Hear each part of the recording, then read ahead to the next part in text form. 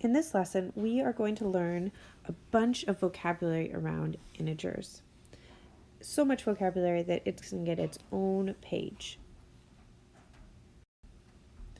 So the first piece of our vocabulary is a whole number. So most of us probably know what this is. If I asked you to name some whole numbers, you might say, well, 1, 2, 3, 4, and you'd be exactly right. As we let this list go on, like that. Now, 0 is also considered a whole number, even though that seems a little bit silly since it's 0. How can it be whole? But it is. So we're going to stick 0 in the front there. And these are the numbers that someone might use just to count by, right? Okay, and now let's go ahead and jump down and do positive and negative. And for that, we're just going to make ourselves a number line. And let's start at 0. And then go up into the positive numbers. So these numbers up here are all the positive whole numbers. But when I say positive numbers, that could also include a decimal value like 0.5. It could also include a fractional value like 1/3, right? Anything goes in here in these positive values.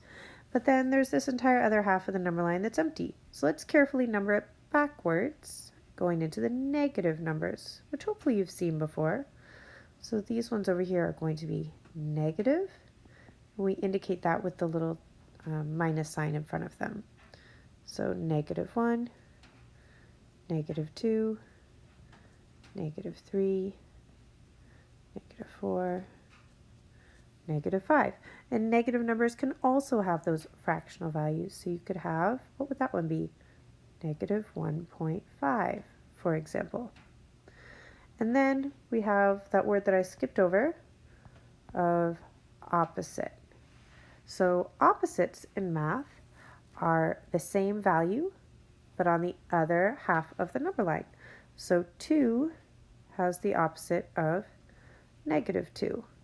They are opposites. The negative and the positive of the same value.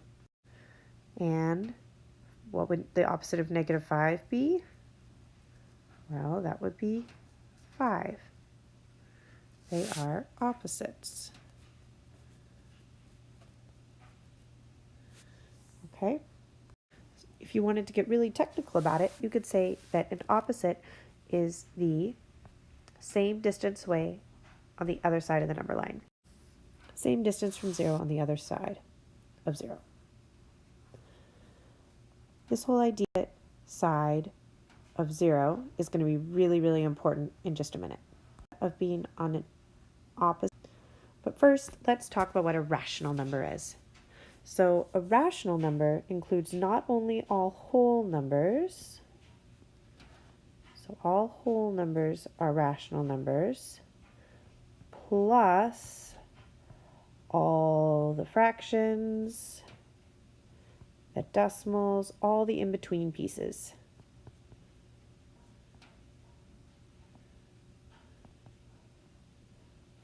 Okay.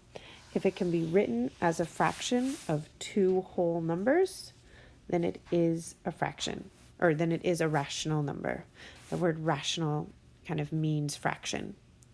So 2 is rational because it can be written as 2 ones, or 2/1, and 3.5 is rational because that can be written as 7/2. Anything that can be written as a fraction is a rational number. An integer is all the whole numbers and their opposites. So this includes negative numbers as well as positive ones. All the whole numbers and their opposites. So for example, -7, -6, -5, -4, -3, -2, -1, 0, 1, 2, 3. You can see how in both directions we could just keep on going. All the whole numbers and their opposites. No fractions, no decimals. Unless, of course, it would simplify to a whole number or its opposite. And finally, we have absolute value. So let's draw another number line.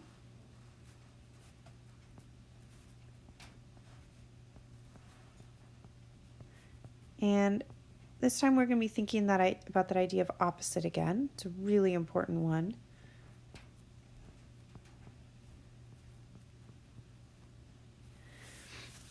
And if I take the number 3, I know that its opposite is at -3, right? Those are opposites. How do I know they're opposites? Well, they have the same distance from 0. The same distance from 0.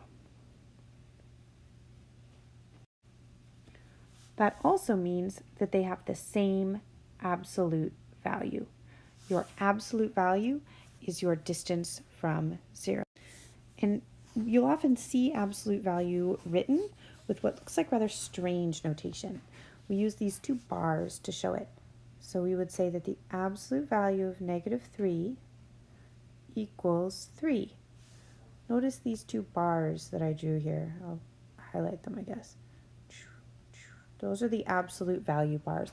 When I make them, I try and make them look significantly longer than a 1 would, because otherwise there's nothing to tell it apart. It's just a straight up and down line.